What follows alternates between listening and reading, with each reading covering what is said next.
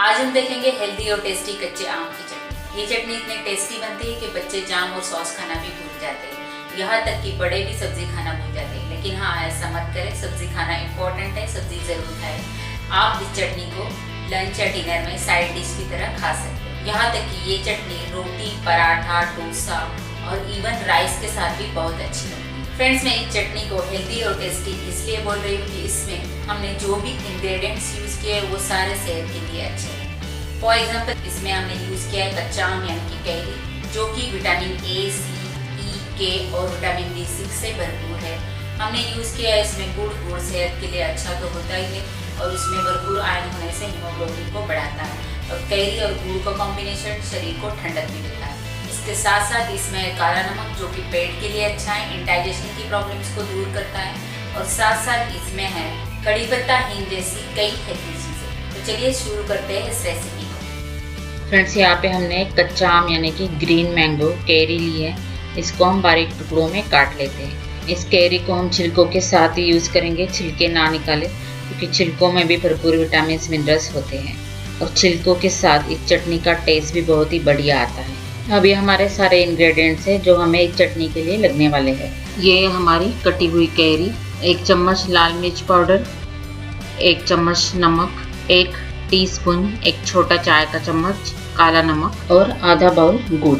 Carry कितनी खट्टी है उसके हिसाब से आपको गुड़ की क्वांटिटी कम ज़्यादा करनी पड़ेगी। मैंने ये तोतापुरी कैरी ली थी, ये कम खट्टी होती है इसलिए मैंने गुड़ की क्वांटिटी भी कम ही रखी है। ये है कड़ी पत्ता, इसको धोकर मैंने ड्राई कर लिया है। हरा धनिया भी धोकर ड्राई करके बारीक काट लिया है। 1 हरी मिर्च, लहसुन की 4-5 क्लोव्स, अदरक, हींग और राई। अब ये हम मिक्सर में पीस लेंगे। यहाँ पर हमने लाल और हरी दोनों भी मिर्च ली है, क्योंकि दोनों के कॉम्बिनेशन से अच्छा टेस्ट आता है।